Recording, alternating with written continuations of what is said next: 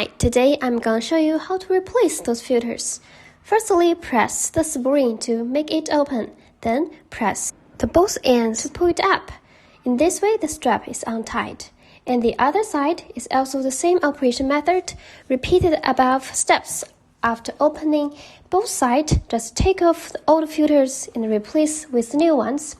And to replace the filters which are under the fans, firstly, take off the fan and also the old filters, and then replace them with the new ones.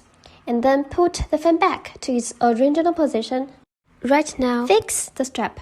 Pass the strap through the corresponding holes on the back of the hood firstly, and then stretch the strap up and down to adjust a suitable position. Next, pass the strap through the gap in the middle of the buckles and press the two ends of the buckle to make it rotate flexibly. Next, fix the upper part of the buckle with your left hand and turn the strap up and down with your right hand to tie it up. And finally, hold the buckle. That's all for today's introduction.